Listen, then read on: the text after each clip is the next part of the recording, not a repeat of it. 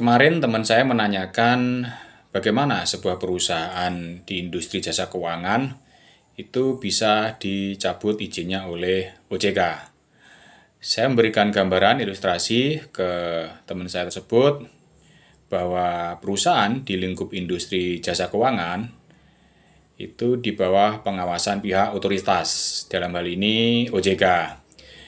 Pengawasan dari pihak otoritas itu ada 3 tingkatan, yaitu status pengawasan normal, intensif, dan khusus.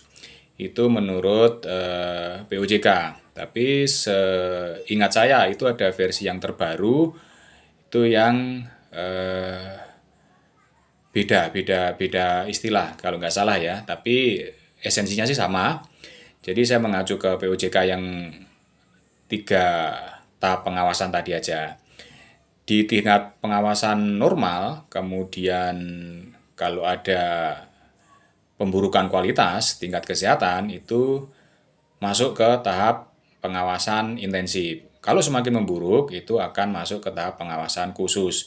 Nah, jika sampai pada batas akhir tahap pengawasan khusus tersebut, perusahaan di industri jasa keuangan tersebut tidak bisa memperbaiki diri menuju ke pengawasan normal kembali, itu bisa saja disimpulkan bahwa perusahaan tersebut sudah tidak bisa disehatkan kembali. Dan disitulah izin tersebut nanti akan dicabut. Nah, ada 2 hal yang utama yang menjadi pertimbangan status pengawasan tersebut. Yaitu yang pertama adalah rasio kecukupan modal. Rasio kecukupan modal ini adalah perbandingan dari total modal dibandingkan dengan aset tertimbang menurut risiko. Aset tertimbang menurut risiko ini adalah kualitas piutang atau kredit yang disalurkan ke nasabah atau konsumen dibandingkan dengan kolektibilitasnya. Jadi semakin memburuk kolektibilitas itu tingkat gagal bayar. Di situ ada istilah tunggaan, masuk kategori call 1 dan seterusnya sampai macet atau call 5, semakin banyak persentase menuju kualitas yang tidak tertagih makin besar, itu membutuhkan modal yang semakin besar. Fungsi modal yang utama adalah menutup resiko. Jadi industri keuangan itu syarat dengan resiko, sehingga makin buruk kualitas kredit yang disalurkan itu butuh cover modal yang semakin besar. Yang dipakai adalah acuannya rasio kecukupan modal 12%.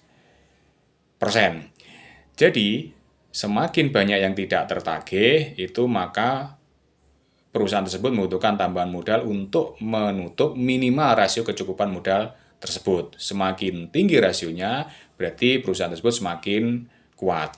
Kemudian yang kedua, rasio yang dibutuhkan adalah rasio cash ratio atau rasio kas, yang merupakan perbandingan antara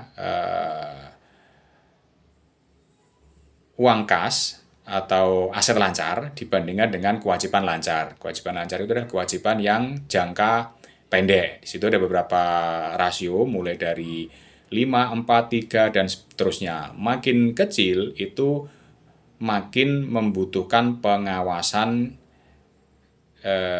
lebih ketat lagi. Jadi misalnya 5, di bawah 5 itu masuk kategori pengawasan di atas 5 lah ya, pengawasan normal, kemudian nanti di bawah 3 masuk pengawasan intensif, di bawah 2 atau 1 di bawah masuk ke pengawasan khusus. Di situ ada rasio-rasionya.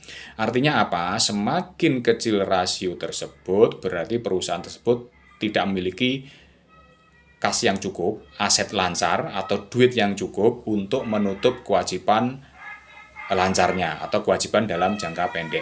Nah, 2 rasio itulah yang menjadi pertimbangan utama status pengawasan di industri keuangan.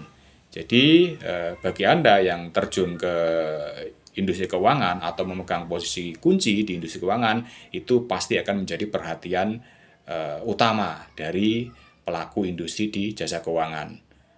Selamat berkarya di industri jasa keuangan yang sehat dan produktif.